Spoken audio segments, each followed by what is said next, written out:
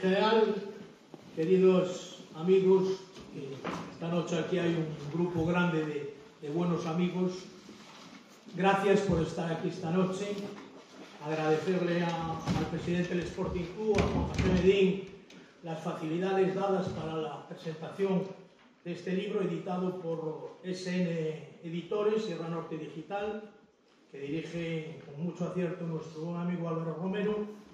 Y hoy presentamos el libro de mi querido amigo, el coronel en la Reserva de Infantería, don Lorenzo Fernández Navarro de los Paños y Álvarez de Miranda.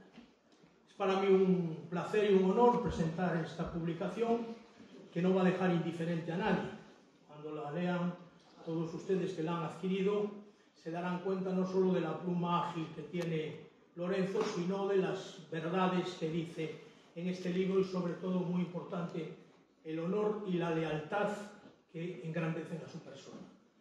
Ya en el título, que él quería que fuera Fides Ibérica, aunque la editorial le cambia por Fidelidad a un caudillo, demuestra a las claras quién es Lorenzo Fernández Navarro, al cual yo conocí en 1981. No se crean que eso que le llaman ahora fake news, los bulos y las noticias mentirosas son de esta época, ya eran de los años 80.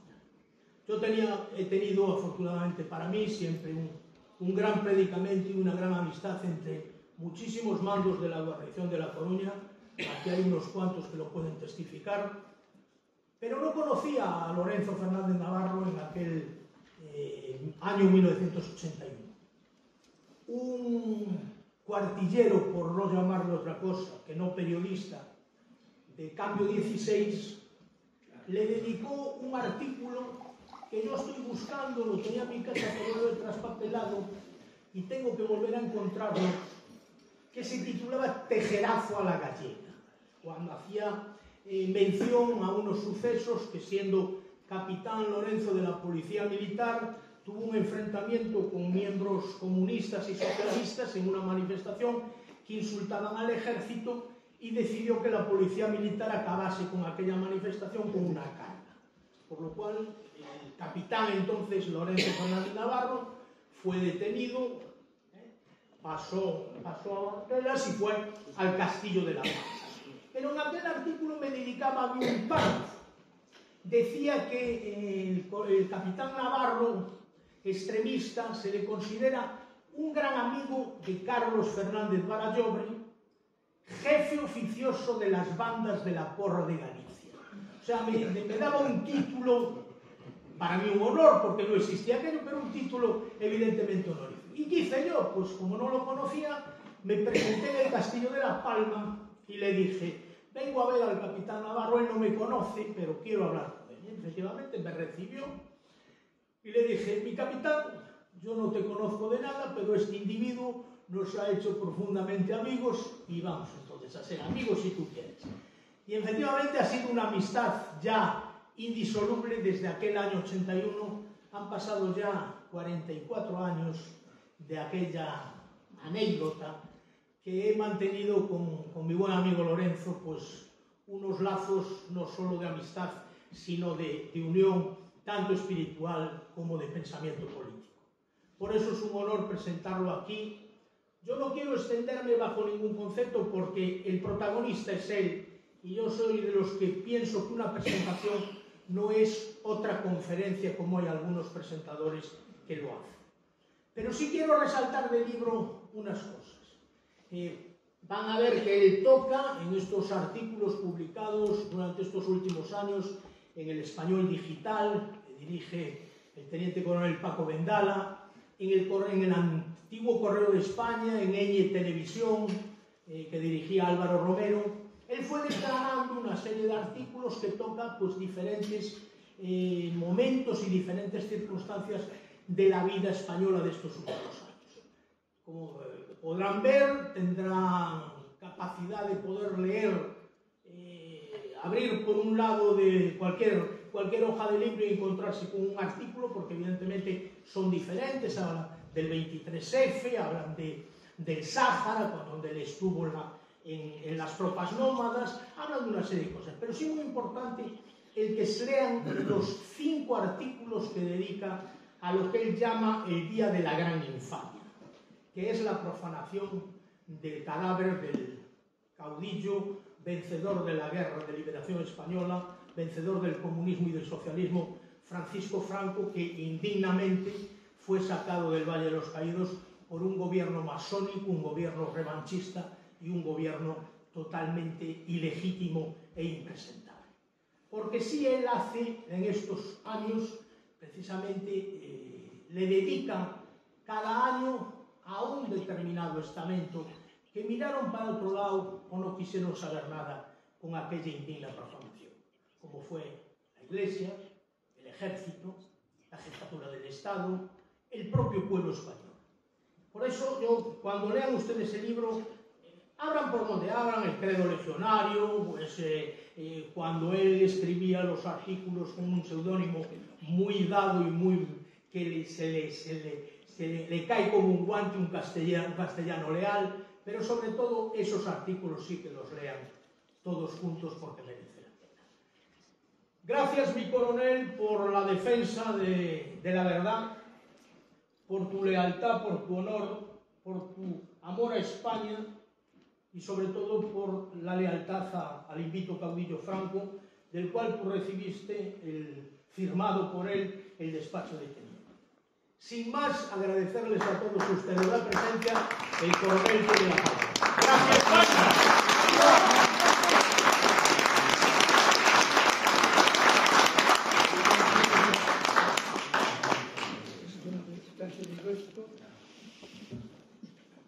Sí, ahora está entendido.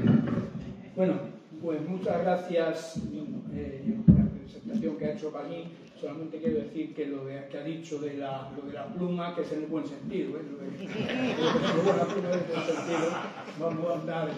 Y a Calín no lo presento porque Calín en Coruña y más en el casino es como la Torre de Hércules y los cantones. Entonces ya me ahorro presentar, esto lo conoce todo el mundo. Bueno, pues exactamente este libro de Ciarón Cadillo, que se quiso llamar Fides Ibérica, porque a los historiadores romanos les llamó la atención, y lo recogen en sus escritos, la lealtad de los pueblos ibéricos a sus jefes, a sus caudillos. Le llamaron Fides Ibérica, devoto ibérica, les sorprendió. Entonces, pues en el prólogo magnífico que me ha hecho Paco Vendala, el editor del Español Digital, se pregunta si esa Fides Ibérica que ya asombró a los historiadores romanos ha desaparecido. Y concluye que no, porque dice que yo sigo con esa lealtad al caudillo, ¿no? El libro es en realidad una recopilación de 41 artículos, de los más de 60 que ya me ha publicado el Español Digital. Bueno, algunos son Español Digital, otros en las revistares, algunos han estado en la Revistares y en el Español Digital. Es una recopilación de 41 artículos. Como ha dicho Calín, son independientes, o sea que se pueden leer perfectamente sin necesidad de seguir un orden, porque cada uno tiene una entidad temática distinta. Y en conjunto, pues sí es verdad que en el conjunto subyace una defensa del general Franco y de su obra. Aquí vemos, un momentito a ver aquí, aunque ya lo ha dicho Calín, pero si se pone un poco grande, la cantidad de cosas distintas de que habla. Hay dos dedicados al 23F que conozco en detalle porque yo iba a ver a Tejero al Castillo de la Palma. Uno es el naufragio del 23F, otro es algunas piezas para completar el puzzle. Hay otros dedicados a la División Azul, también pues, al cabo Punteanido Laureado San Fernando, que era gallego, todo el mundo conoce su historia, al capitán Luis Díaz Miranda, también de La Coruña, muerto heroicamente en combate, y luego pues hay otras que ya sus propios títulos ya advierten de lo que es. Como ha dicho Calín, que figura en el prólogo, no dejará indiferente a nadie. Unos lo aplaudirán, porque nadie ya hoy en día se atreve a hablar a corazón abierto, hay un complejo enorme de lo políticamente correcto, y otros se indignarán. Entonces, si por ejemplo vemos un artículo que es Fernando VII y Juan Carlos I, el paralelismo de dos monarcas, aquí ya hay gente que... o Borbón y mil leches. Bueno, pues esto hay que leerse el esto y podrá verse que todo está perfectamente justificado.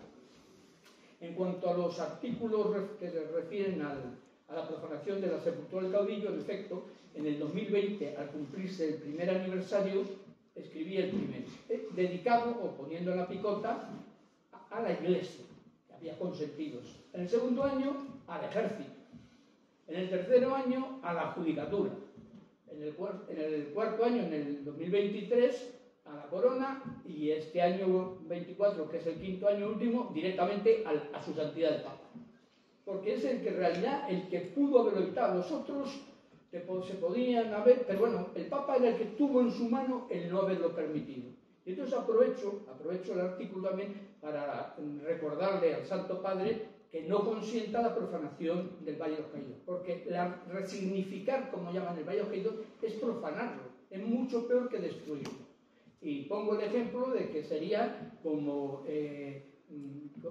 resignificar el Coliseo romano para dedicárselo a los emperadores romanos que fueron los autores de las persecuciones. Pues algo parecido es lo que se pretende hacer con el Valle de los Caídos.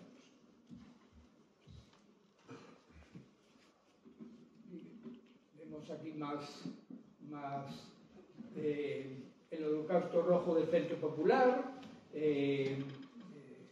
Florestíes, el Implacable y Memoriam, algunos que son realmente curiosos, que al lector le sorprenderá. Se llama La fruta del paraíso no era una manzana, en la cual yo demuestro históricamente que no era una manzana la famosa fruta del paraíso. No voy a decir lo que era porque el que compra el libro se lo lea, se enterará.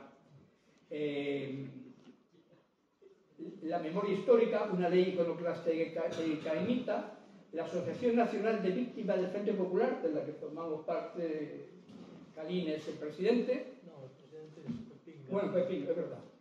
Y bueno, 18 de julio del 36 y 1 de mayo de 1808, dos alzamientos nacionales, en fin, estos son los capítulos.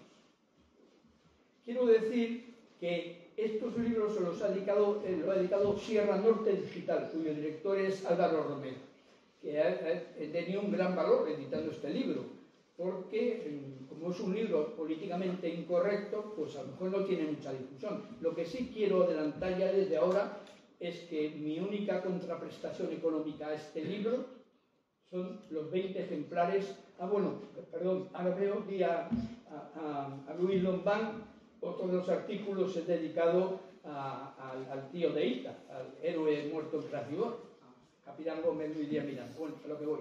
Entonces, mi única contraprestación económica a este libro han sido 20 ejemplares que me ha dado el editor y lamentablemente ya se me ha acabado porque se lo he repartido entre mis hermanos, entre mis cuñados, entre algunos amigos como el general Coloma y el general Chicharro. Se me han acabado 20. Pero quiere decir que no tengo...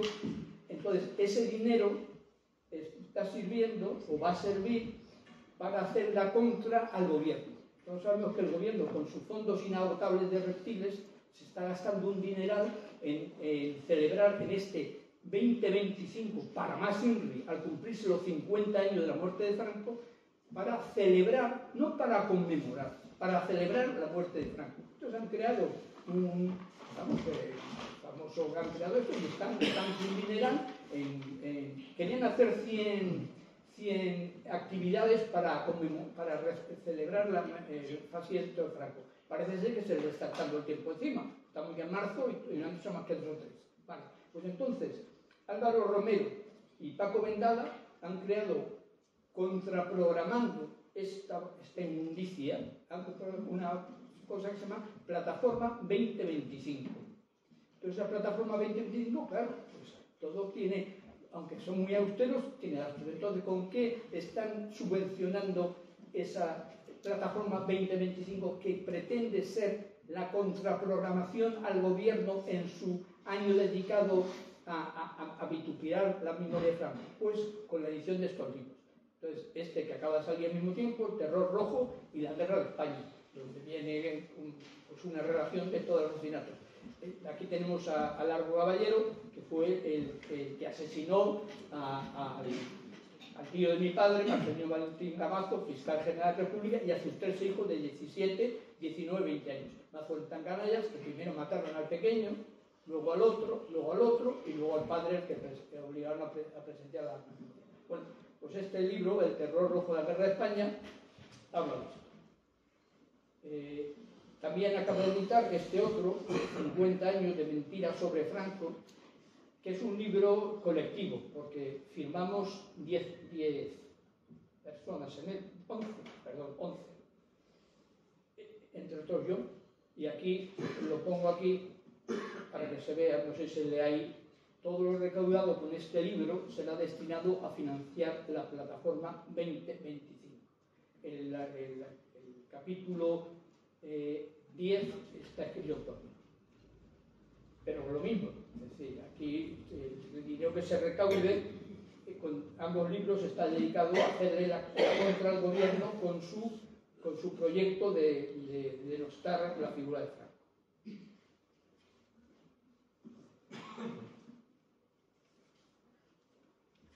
Bueno, y ahora entramos ya directamente, digamos, un poco en lo que es la esencia del libro.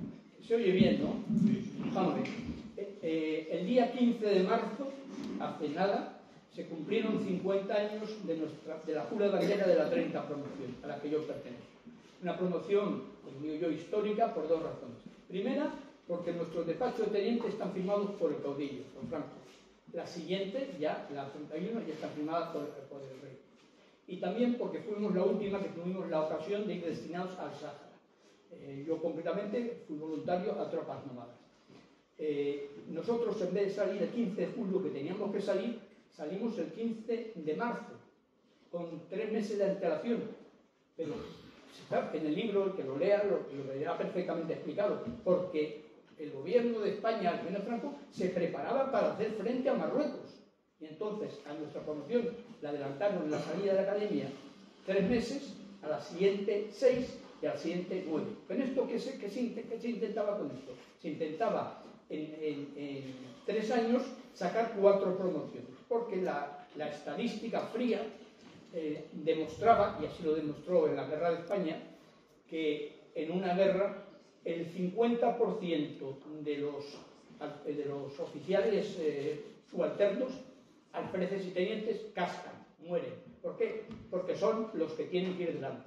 Porque en el ejército español, y se ha demostrado siempre, es mucho más eficaz que el mando vaya delante de los soldados que poner una ametralladora detrás para que los soldados avancen. El mando español, nuestro mando, es como una cuerda. Sirve para arrastrar, pero no sirve para empujar. Entonces es mucho más eficaz que vaya el mando delante y la gente lo sigue, que vaya detrás empujando. ¿Qué es esto que trae consecuencia? Pues eso, que o sea, estadísticamente la mitad de los alféreces y tenientes mueren en combate. Esa es la razón por la que se adelantó la salida de la academia y se trató. Todas estas medidas que tomó el gobierno de Franco para hacer frente a Marruecos, lógicamente el agregado militar de Marruecos en España estaría informando que estos tíos se están preparando para hacer frente. Por lo tanto, Hassan, hasta que no supo que Franco ya no podía, o sea, que se moría ya, no tuvo narices para cruzar la frontera, para invadir el Sáhara. Bueno, en mi jura de bandera, en la fórmula del juramento era así: cadetes, juráis a Dios y prometéis España, besando con unción su bandera, obedecer y respetar siempre a vuestros jefes, no abandonarlos nunca y derramar, si es preciso, en defensa del honor e independencia de la patria y del orden dentro de ella, hasta la última gota de vuestra sangre. Claro, el orden, bueno, el jefe al que jurábamos lealtad era Franco, y la lealtad es vivo o muerto, como dice el credo original. Pero además, lo otro era, y el orden dentro de ella. El orden no era el orden público, eso se encargaba la policía. El orden era el orden institucional, es decir, la Constitución vigente, que era la de 1966.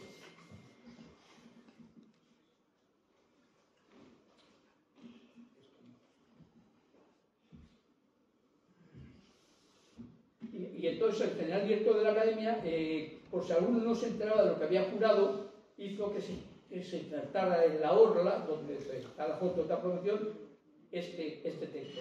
Las Fuerzas Armadas de la Nación, constituidas por los ejércitos de tierra, mar y aire, y las fuerzas de orden público, garantizan la unidad e independencia de la patria, la integridad de sus territorios, la seguridad nacional y la defensa del orden institucional. Hizo que se pusiera en mayúsculas, aquí abajo, porque ese orden institucional era la Constitución de 1966, algo que nadie conoce, que nadie sabe, y pues que se tiene mucho cuidado en tapar. Este libro es dificilísimo encontrar, pero existe y se editó. El referéndum de 1966, por el cual el pueblo español aprobó las leyes fundamentales del reino.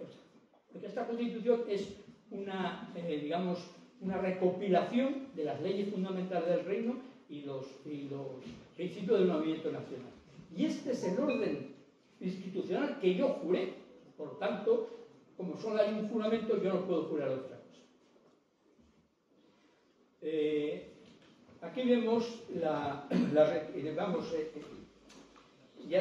para mí esto ya fue el primer choque moral que yo tuve cuando de una manera totalmente indecente se quitó la estatua de Franco de la Academia General Militar, cuando todavía no se había aprobado la ley de la memoria histórica. Es decir, no se había aprobado. No pueden decir, no, es que está obligado por la ley. No se había aprobado. Esto fue un globo de sonda, lo que se llama un globo sonda, lo que los militares llamamos combate de reconocimiento. Un combate de reconocimiento es un intento, o sea, un combate limitado para ver la dificultad que puede presentar el enemigo. Pues el quitar la estatua de Franco de la Academia General Militar, que había fundado él, era un combate de reconocimiento. Es decir, a ver cómo reacciona el ejército. Aunque el ejército tragaba, pero vamos, hasta el final, pues dije, no, esto está maduro. Y entonces la ley de la memoria histórica, que ya tenían preparada, que era una ley que ya por ley demoniza a Franco, porque fijemos una cosa, porque hasta que se publica la ley de la memoria histórica, había españoles que decían que Franco era un cabrón, otros que era un héroe, otros que había hecho mucho, pero era una opinión libre. Pero no se había del caso de que se promulgara una ley y por lo tanto de obligado cumplimiento, en el cual dicen que es un réprobo. Es el punto fatal. Esto es una genial fotocomposición, repito, fotocomposición. No, esto no es cierto. Es decir, el coronel de artillería Flores Tíes, que ya ha fallecido, pues hizo esta fotocomposición. Entonces, con su promoción, que era la 8, la 9 de la Academia Militar, son todo de su promoción, pues le puso esa foto en la cual, en el fondo, es la grúa que está quitando la estatua de Franco. Como dice, la pasividad con la que el ejército consintió esta afrenta. Claro, una vez que se consintió esta afrenta, pues automáticamente ya sabían que la cosa estaba, que podían hacer lo que quisieran, que nadie iba a protestar. Como ejemplo diré que el que se encargó o el que hizo que quitasen la estatua fue precisamente un comandante de ingenieros que había sido profesor en la Academia General Militar. Y este tío, al cual en uno de los artículos lo pongo como se merece, pues este hombre, cuando hizo, como era delegado, se había ido del ejército, era el delegado del gobierno en Aragón, pues fue el que movió la cosa en Madrid para que quitase la estatua de Franco. Y la estatua de Franco la quitaron cuando el general director se había ido destinado a otra unidad, y el nuevo general director no se había incorporado. Entonces aprovecharon que era verano, por eso digo yo, con alevosía y premeditación. Perdón, con esquivalidad y premeditación. ¿Por qué? Aprovecharon que no había general y entonces lo hicieron. ¿Para qué? Para no hacerle tragar el sapo ni al saliente ni al entrante. Entonces un teniente coronel que había de mando occidental pues tuvo que pasar por eso. Y el anormal al cual lo pongo con nombre y apellidos y los artículos digitales con su foto para mayor influencia, pues cuando se incorporó el nuevo general director fue a verlo, a decirle que cuánto había sufrido él, siendo comandante profesor, cada vez que pasaba por delante y veía la estatua de Franco. Y cuando al terminar la entrevista, el general director lo acompañó a la salida de la academia, le dijo: ¿quién me iba a decir a mí un día que iba a venir el general director de la academia a despedirme a la puerta? Y el general le dijo: no te equivoques, no vengo a despedirte a ti, vengo a despedir al delegado del gobierno de Aragón. Ya con esto ya indica la categoría humana del personaje. Yo en su día, cuando escribí este artículo que publicó el Español Digital, le pedí permiso a mi compañero de número 1 de promoción general para ponerlo. Me la dio y lo puse. Él tuvo el detalle de los comentarios, hacer un comentario con lo cual está certificando. Y al final decía que este personaje, que se podía enterar quién era yo, dónde vivía y tal, si quería que le diese más explicaciones, hasta ahora. A mí me conoce mucha gente. Dentro del libro está el famoso informe reservado por el cual sufrí la última sanción. Este es el informe reservado, en el cual yo, por conducto reglamentario, comuniqué a mi general. Yo en ese momento era coronel y era jefe del campo de tiro de parga en Lugo y comandante militar de La Coruña y Lugo. Era una autoridad. Pasé en 24 horas de ser una autoridad a ser un proscrito. Hay gente que por menos de eso se ha deprimido, pero yo no, porque tenía la conciencia muy tranquila. Además tengo una mujer maravillosa que es capaz de aguantar todo. Entonces en 24 horas pasé de ser una autoridad que estaba en todos los actos a ser un proscrito del cual la prensa ponía para mí. Bueno, claro, yo, como sabía que me iba a afectar la ley de memoria histórica, porque la iba siguiendo, no estaba dispuesto a consentirlo. Era contrario a lo que yo había jurado. Y entonces lo que hice fue hacer un informe reservado. En el ejército se llaman clasificados. Hay máximo secreto, secreto, reservado, confidencial y difusión limitada. Vale, pues yo hice un escrito reservado en el cual le informaba a mi general, que era el general de la SUIG en Valladolid, de lo que era la ley de memoria histórica y de lo que iba a traer consigo, de lo que iba a pasar. Claro, si el general, cuando recibió aquel escrito, hubiese dicho: joder, cuando en el ejército un mando conoce que un subordinado ha cometido una falta, tiene la obligación de corregirlo inmediatamente. Es así. Con lo cual me hubiese llamado, me hubiese dicho: oye, Navarro, esto retira este escrito porque tal. No me hubiese retirado mi vida. No me llamó. Estuvo 20 y tantos días con el escrito guardado en un cajón, hasta que 20 y tantos días después otro mando, que en el libro, si digo quién es, se asustó de que lo conociera y no se hubiese chivado a Madrid, y lo mandó a Madrid. Con lo cual en Madrid dijeron: joder, pues vaya coronel tenemos en Coruña y no nos hemos enterado, que se lo abrochen.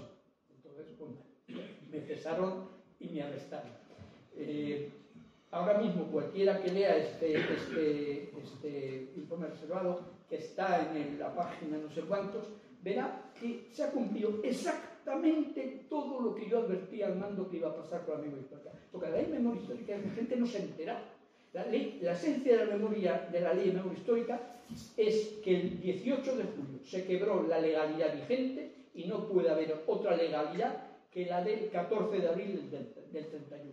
Es decir, anula, no solamente ataca al franquismo, sino ataca al franquismo, al rey, a la Constitución, a todo, porque lo que intenta es un salto atrás y volver a la legalidad del 14 de abril. Y como digo en el informe reservado, una legalidad que es mentira, porque ya todos sabemos que la República se promulgó sin haber terminado el escrutinio. Simplemente fue hechos consumados, se lanzaron a la calle, el rey se asustó y porque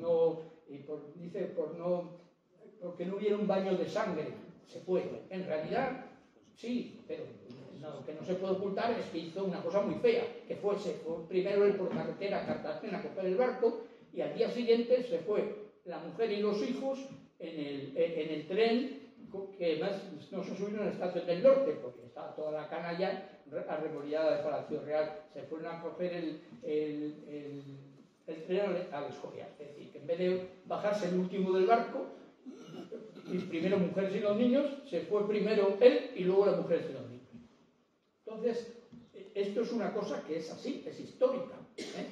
Y lo que no nadie se da cuenta es que con esto, con la ley de memoria histórica, que ahora han perfeccionado con la memoria democrática, lo que se han cargado es todo, la Constitución, la corona, todo, absolutamente todo. Y es el objetivo que tiene.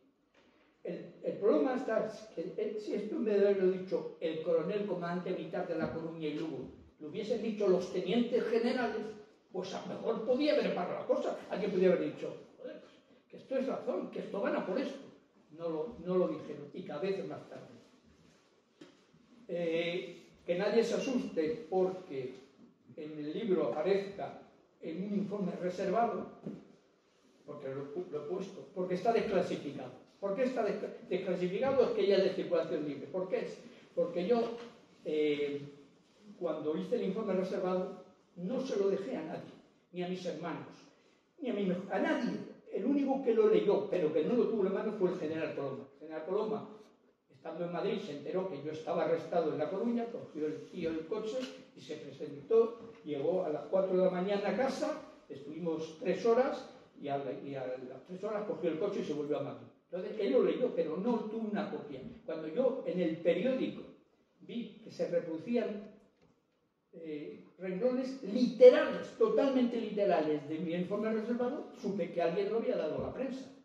Y entonces, pues presenté un parte de denuncia en el juzgado de aquí el 41 de aquí de La Coruña, un parte por revelación de secretos oficiales. Lo mismo que ha pasado ahora con el fiscal general del Estado, pero a él lo están acudiendo. Aquí no pasó nada. Entonces, mandé el informe reservado. Primero me intentaron asustar para que lo retirara. Alguien dijo, pues lo tenéis claro con este tío si lo queréis asustar. Y al final el juez hizo un auto en el cual decía que hechas las oportunas averiguaciones, aparece acreditado fuera de toda duda que la filtración ha sido fuera del ámbito de la jurisdicción de este juzgado y por personas aforadas, o sea, en Madrid por general. Podían haber investigado a ver quién había dado a la prensa aquello. Si os acordáis, a la famosa entrevista en el año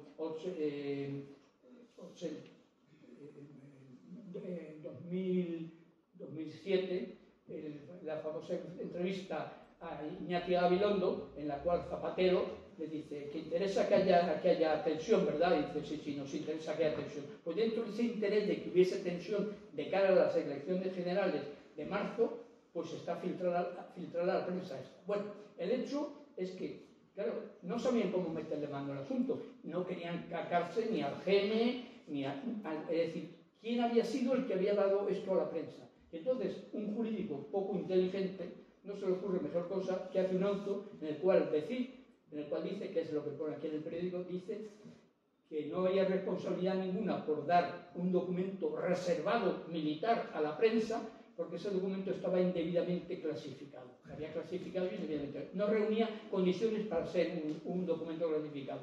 Y entonces, por tanto, no había ninguna responsabilidad de dar a la prensa. Entonces, sí, pues me habéis... Ahora vas y lo cascas. Entonces me fui ¿qué periódico es este? Me fui a La Opinión y le dije que les traía el informe.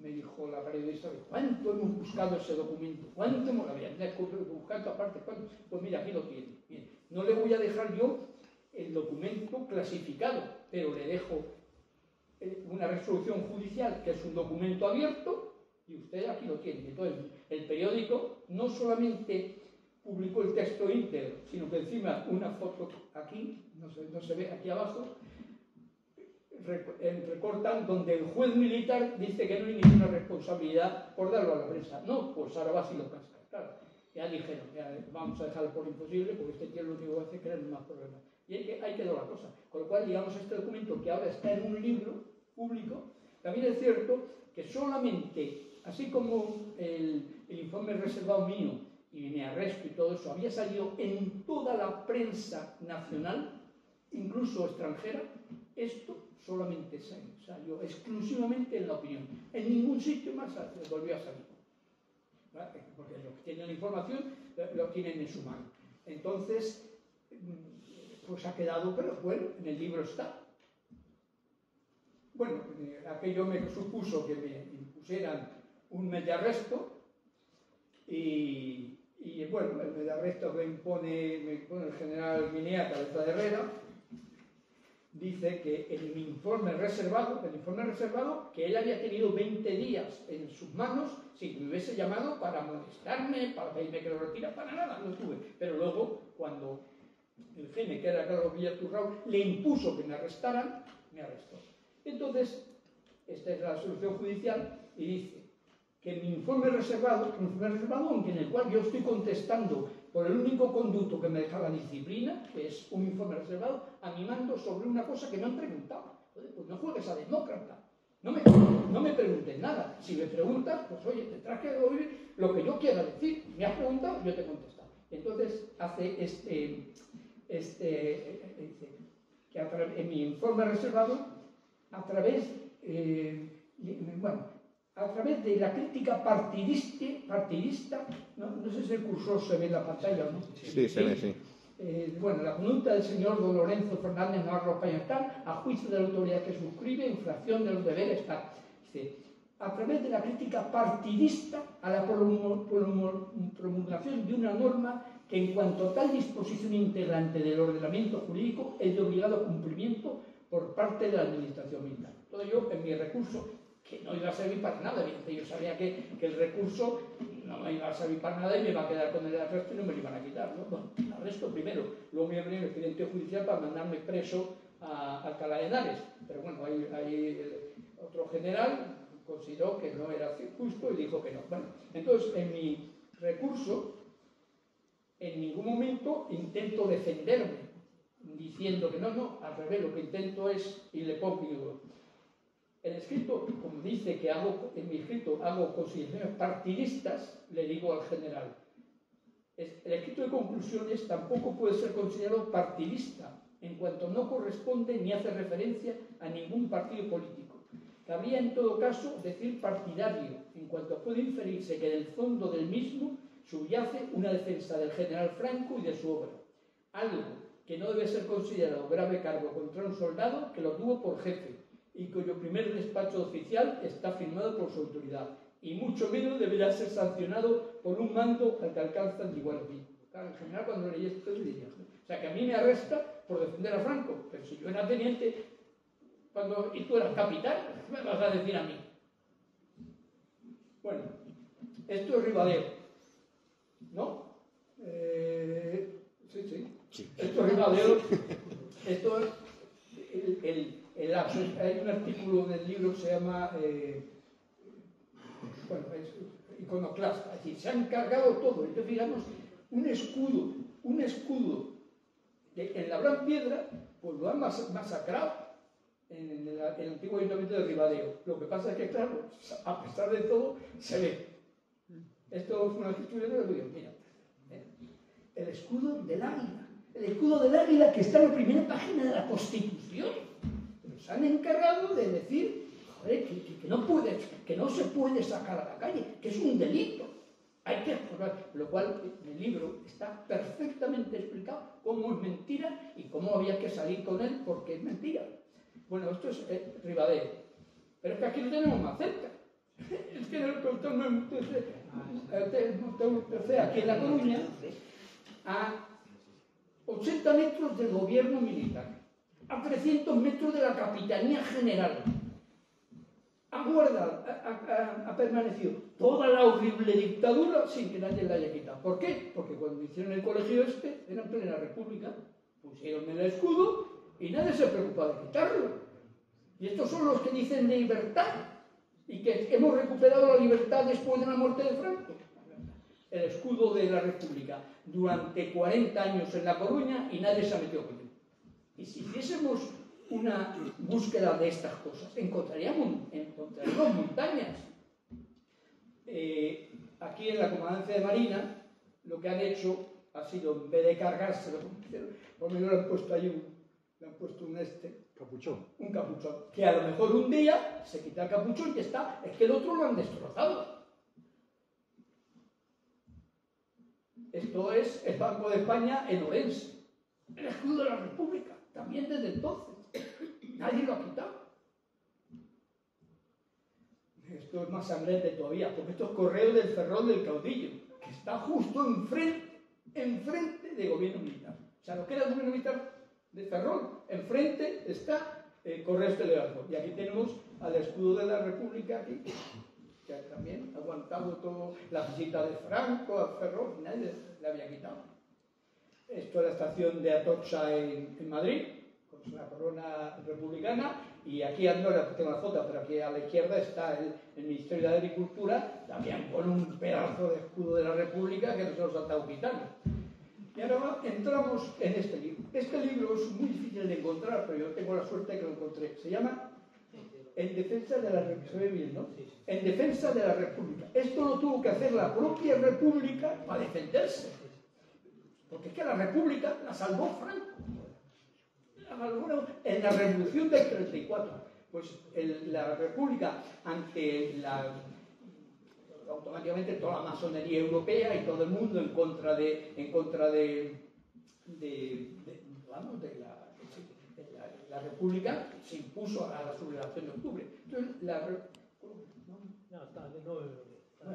Entonces, ahora lo que viene va a ser muy rápido. Bueno, entonces, la Revolución de Octubre, pues tuvieron que editar este libro que se llama En defensa de la República. Y entonces aquí tiene un montón de fotos, restos de las casas afectadas por las explosiones de la dinamita de los revolucionarios. Esto es el Oviedo, Esto es el Oviedo. Oviedo, destrozos por la dinamita. Claro, este libro que hizo la propia República para decir, joder, pero sí, casa particular de la Felguera y un cuartel de la Guardia Civil destruidos. En la Felguera, arriba, los restos pulverizados y calcinados de 33 soldados, víctimas de la explosión de dinamita provocada en el camión que ocupaban. Abajo, estado en que quedó el camión. Aquí están los restos de los pobres soldados que iban a la caja del camión, y esto como quedó el camión. Entonces, esto lo hizo la República que estos cabrones ahora quieren reivindicar como maravillosa y como tal. Entonces, esto es también muy curioso. Todo sacado del libro de Defensa de la República, El periodista.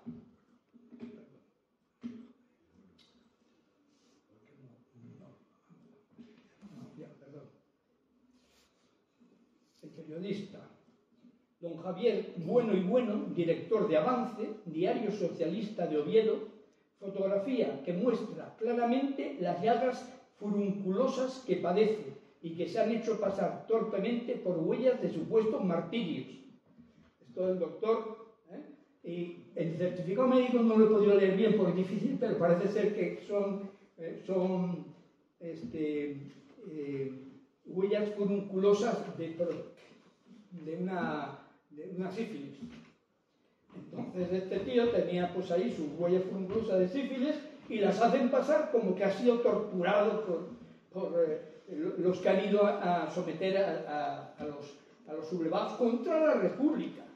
Y entonces el informe reservado que la propia República hace, el informe médico de la propia República, es decir, pero ¿qué dice que esos son torturas? Si esos son forúnculos sifilíticos. Y esto también es muy importante, son hojas sacadas, armamento y explosivos recogidos a los rebeldes hasta el 3 de enero. Armas largas, 89.354. Pistolas, 33.211. Fusiles ametralladores, 149. Pistolas ametralladoras, 98. Otras armas, 700. Cañones, 41. Estamos hablando de una guerra. Estamos hablando no de 400, de una guerra. Explosivos. Caja de dinamita en cajas, o sea, caja de dinamita, 10.820. Bombas, 31.345. Petardos, 3.057. Cartuchos de dinamita sueltos, 50.585. Municiones de fusiles, que fue la sublevación de octubre, que fue al mismo tiempo de octubre y la General de Cataluña, la sofocó Franco al servicio de la República. a servicio de la República. ¿Y ahora qué quieren? ¿Volver a la legalidad republicana del 31? Esto es Málaga el 14 de abril del 31, es decir, el 11 de mayo. La República se proclama el 14 de abril del 31 y el 10 de mayo, antes de pasado un mes, es la primera quema de conventos. Esta foto es de un convento de Málaga. Luego ya, a raíz del 18 de julio, ya los incendios masivos. Esto es Arenero, en Madrid. Y esto es un documento que saqué yo cuando, vamos, en unas visitas al archivo militar de Ferrol, donde ha estado destinado mi compañero y real mi amigo Luis Lombán. Telegrama oficial, calificación urgentísima. El comandante militar de La Coruña, 20 de julio del 36. El coronel comandante militar de La Coruña, encargado de despacho, octava división. La comandante militar de Orense. Declara inmediatamente estado de guerra esa plaza. Deme cuenta, cumplimiento. Viva España, viva la República. Transmítase del teniente coronel jefe del Estado Mayor. Y se los mandan a los comandantes militares del Ferrol, León, Pontevedra, Lugo, Orense, Santiago, Torre, Vigo. Es decir, que el alzamiento nacional no fue contra la República, fue contra el Frente Popular, que es una conjunción rojo-separatista exactamente igual que la que tenemos ahora. En el alto del Alcázar de Toledo, la única bandera que había era la republicana. Los 5.000 milicianos que iban todos los días desde Madrid a someter al Alcázar de Toledo no llevaban ni una sola bandera de la República, no llevaban solamente banderas rojas del PSOE, banderas rojas con la Vía del Martillo de los comunistas y banderas rojas y negras de los anarquistas, pero ni una bandera republicana. Lo que pasa es que, claro, a cabo de 3 semanas, un avión nacional de Franco les dejó caer una bandera y la cambiaron.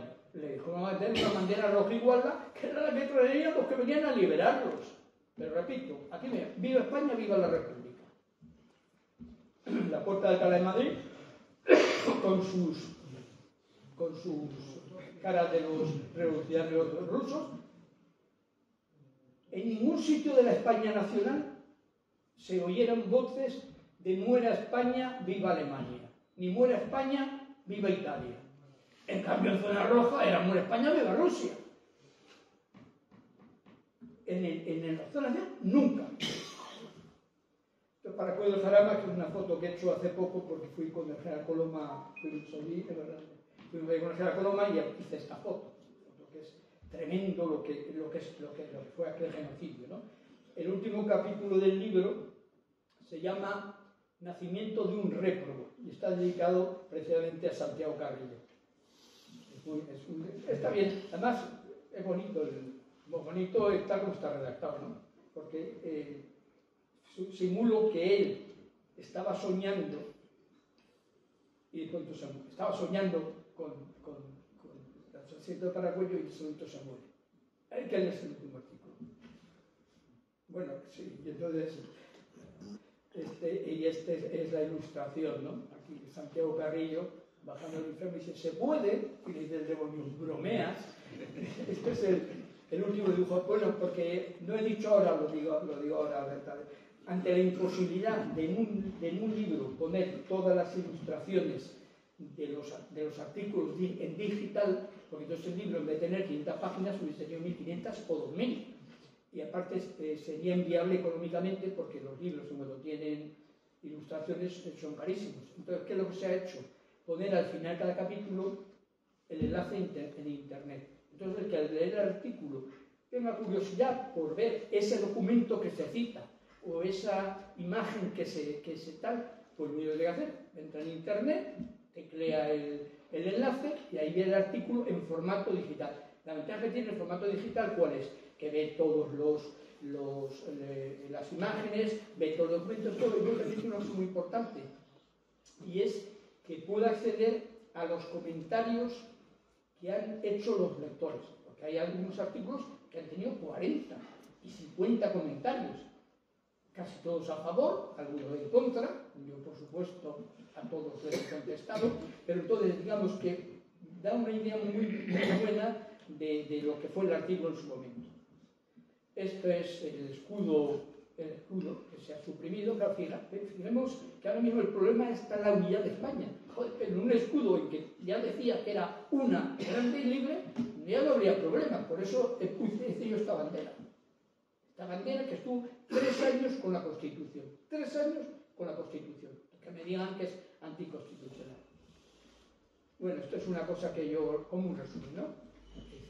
El escudo con el águila de San Juan fue el escudo oficial del Estado español desde el 2 de febrero del 38 hasta el 19 de diciembre del 81. Y como tal fue reconocido y respetado no solo por los españoles, sino también por toda la comunidad internacional. A su amparo y durante su vigencia tuvo lugar el nombramiento de su majestad don Juan Carlos I como rey de España y jefe del Estado, así como también tuvo lugar el proceso constituyente y la promulgación de la Constitución del 78, por lo que no puede considerarse ni inconstitucional ni preconstitucional, ya que la Constitución no solo no lo suprimió, sino que coexistió con él más de 3 años. Por lo anteriormente expuesto, el antiguo escudo de España en ningún caso puede considerarse escudo, insignia, placa. En el libro se explica perfectamente que en el proyecto de ley, el proyecto de ley ponía fuera de la ley el escudo que representó a España antes de la Constitución. Pero claro, los juristas, alguien no era tonto y dice, no, esto no lo podemos poner, porque entonces quiere decir que estamos diciendo que es ilegal el rey, la Constitución y todo. ¿Qué era lo que pretendían? Y entonces le dieron una redacción ya en la ley suficientemente gaseosa, escudo, insignia, placa, objeto, y a la cual no es aplicable el artículo 15. Es decir, que ahora mismo ningún juez honesto a una persona que fuese con el escudo de la ley lo podría usar. ¿Por qué? Porque es que la ley no dice eso. Pero bueno, aquí tenemos la primera página de la Constitución española. Y aquí tenemos la manipulación indecente que se está haciendo en todas partes. Ahora mismo, cualquier cosa que salga en la televisión, en el periódico, cualquier foto sacan esto. Esto es una manipulación. Esto se llama manipulación. Han cogido y han sustituido el escudo de la primera página de la Constitución por este. Cuando esto se hizo, pues vamos a ver, también en el libro se explica, al hacer la Constitución no se atrevieron a suprimir el escudo, porque se hubiese sabido que no era una reforma, sino era una ruptura. Entonces dijeron, ponemos en la Constitución la bandera, la definimos por sus colores, pero sin poner el escudo. Y cuando podamos, lo quitaremos. Al cabo de 3 años, pues lo hicieron. Por eso, esa bandera que se ve ahí es la que yo encargué a un antiguo soldado que cuando se licenció puso una fábrica de banderas que se la han cerrado ya. Se la han cerrado porque es que dice que no me dejan vivir, es que no me dejan vivir. Todos los días inspecciones, todos los secretarios, porque no, es el que hizo esta bandera, el que hizo una reproducción del guión del caudillo. Y ahora ya estoy ya terminando, ¿eh? Esto es el testamento hológrafo de Franco. Esto es lo que hizo de su puño y letra. Ahora se puede encontrar en internet, pero antes era imposible. En todas partes aparecía el oficial, la transcripción oficial. Pero Franco, aquí hay unas aclaraciones, estas aclaraciones están hechas por su hija, por Carmen Franco, en palabras que ella parecía que no se leían muy bien. Pero esto no es una aclaración, esto es un añadido. Porque dice, rodeéis al futuro rey de España del mismo afecto y lealtad que a mí me hubiese. Puso al rey de España, pero no puso don Juan Carlos. ¿Por qué? Porque no lo consideró necesario, porque sobreentendía, por lo que se quiera. Pero el testamento hológrafo de Franco, así como en las tradiciones oficiales que de otra parte pone don Juan Carlos de Borbón, en el testamento original no pone don Juan Carlos. Este es el testamento. Entonces, especialmente en el libro que he dicho antes, que hay un artículo mío, está sobre este tema. Porque aquí, ¿por qué Franco no quiso poner? Para mí, porque él supo lo que iba a pasar cuando se muriese. Esto es una alegoría de un señor, José Luis Díez, que ya ha muerto, que es tremendo. Yo le di la idea para que la hiciera y él me la clavó. Aquí vemos a Soros. Todos sabemos que según consiguió ser presidente del gobierno Pedro Sánchez, tramposamente, porque el tío dijo que lo hacía para acabar con la corrupción y que en cuanto fuese presidente haría unas elecciones para que el español se agarraba a la silla y no hay que lo quite ni con agua caliente. Pero la primera visita que hizo, qué casualidad, fue a Soros. Nadie ha explicado por qué ni para qué. Yo digo que fue a dar las gracias y a recibir instrucciones. Por eso esta viñeta, en la cual vemos aquí a Soros, que tiene una marioneta, en la mano derecha tiene la memoria democrática y en la izquierda tiene la memoria histórica con su cartucho de dinamita para volar la cruz. La cruz no la van a volar, primero porque tiene dificultad técnica y segundo porque sería el hazmerrey del mundo. Lo que sí pueden hacer, quizás no habla de ello, será cortarle los brazos para convertirla en un monolito, que es un símbolo netamente masónico, pero volarla no. Pero lo que sí quieren desacralizar. Desacralizar es mucho peor que derrumbarla. Como repito, es como coger y el Coliseo de Roma dedicarse a los emperadores. Pues José Luis Díaz, aparte de esta viñeta alegoría, hizo esta otra, que es la leche. Perdón. Dicen que una imagen vale más que 1000 palabras. No creo que haga falta ninguna explicación. Aquí vemos, y ya estoy terminando, la deuda pública de España. Vemos la deuda, aquí vemos lo que es en el gobierno del denostado gobierno de Franco. Vemos cómo estaba la deuda pública. La deuda pública son las cuentas, esto es como una familia, joder. Si le debes a cada Cristo una vela, no eres independiente, eres esclavo de tus acreedores, sea Goldman Sachs, sea Soros, sea Rothschild o la madre de los. Pues aquí vemos cómo lo que es la deuda pública en tiempo del gobierno de Franco. En el año 75, cuando se muere, prácticamente no hay deuda pública. Somos auténticamente soberanos, no debemos dinero a nadie. Y ahora miramos en democracia cómo estamos.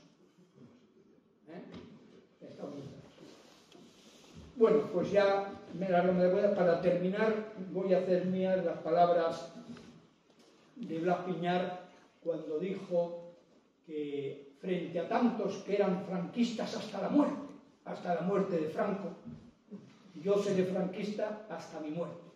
Y por tanto quiero terminar, aparte de darles las gracias por su existencia, diciendo ¡Viva Franco! ¡Arriba! ¡Arriba!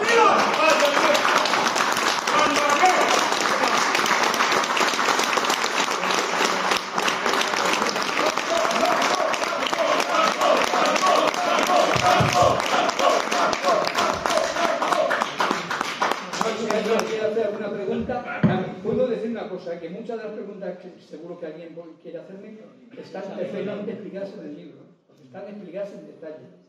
Pero bueno, aparte de eso, alguna pregunta, por ejemplo, una pregunta que en uno de los artículos alguien hizo un comentario y decía: me sorprende que siendo usted coronel sea tan duro con la Constitución que ha jurado tal.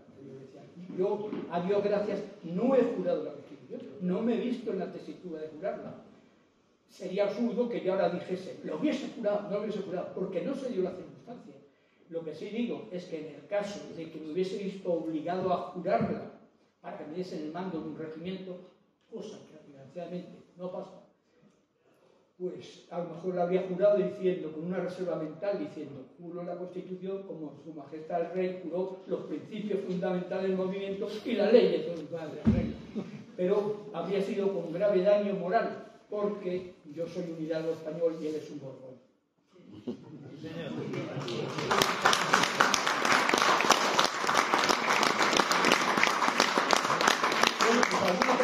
¿Alguna pregunta? ¿Alguien tiene una pregunta?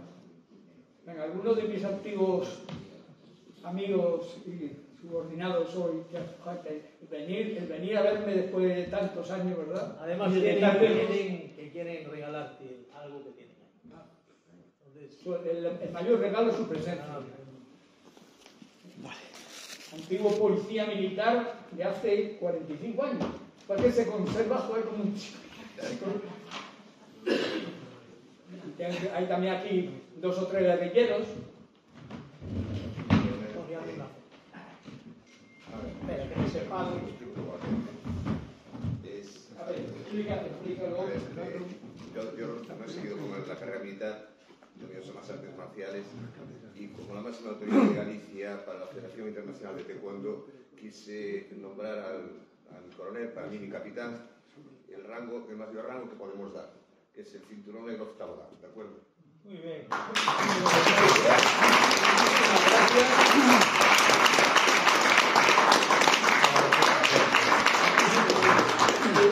Después de 45 años tengamos esta unión y lealtad. Y te entrego el pin de oro de la organización también.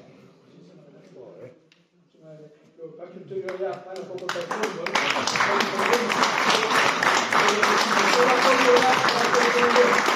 Quiero recordar que a parte de toda mi vida dedicada a las artes marciales, la única persona a la que seguiría cualquier guerra la tenéis aquí delante.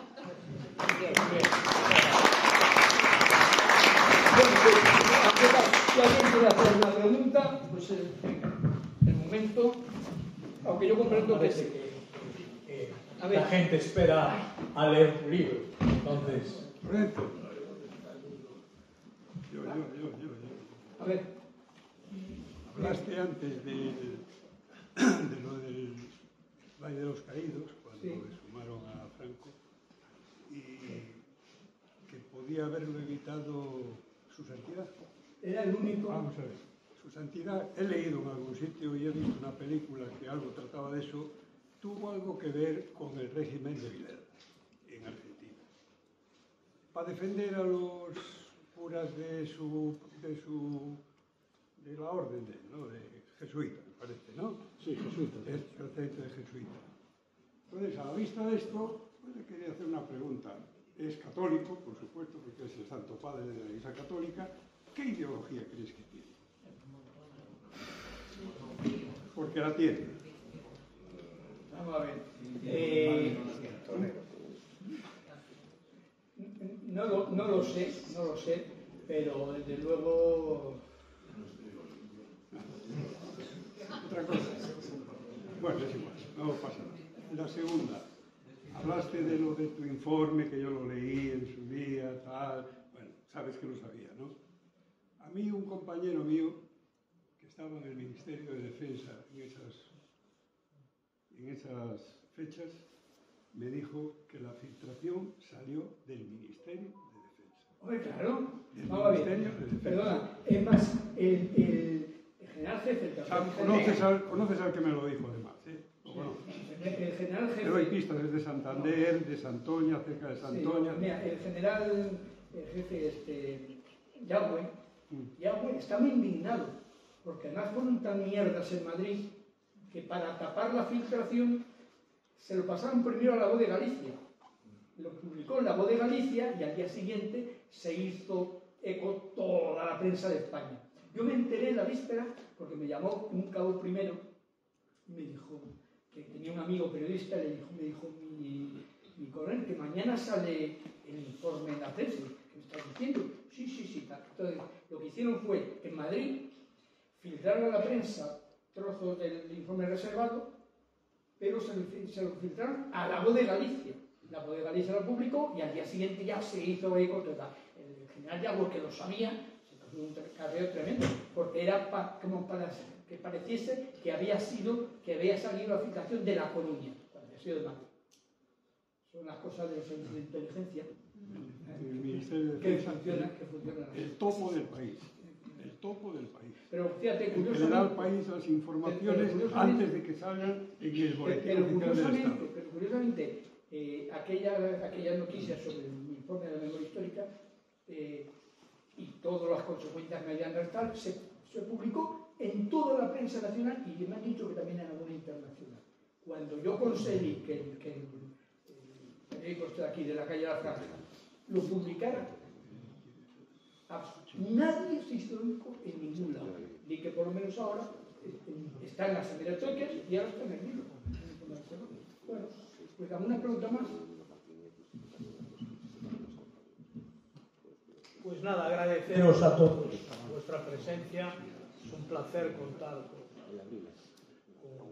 un auditorio tan extraordinario como el tenemos esta tarde aquí, y recordaros, por si alguien quiere el próximo lunes acompañarnos también en esta sala del Sporting Club a las 8 de la tarde, el secretario de la Asociación de Víctimas del Frente Popular, José María Permuy, impartirá una charla sobre Franco en rescate de José Antonio. Es un interesante tema porque también fue muy manido eso de que si Franco quiso sacar de en medio a José Antonio porque le molestaba, y evidentemente José María Permuy demostrará con documentos y sobre todo muy recientes, publicados por un extraordinario historiador que es Paco Torres, mi buen amigo Paco Torres, que demuestra a las claras que Franco llegó a dar incluso 1 millón de pesetas para liberar a José Antonio, y que intentó mandar a 3 grupos de asalto para que lo liberaran. Entonces, a las 8 estaremos aquí. Que tengan una buena noche y arriba siempre España. Gracias.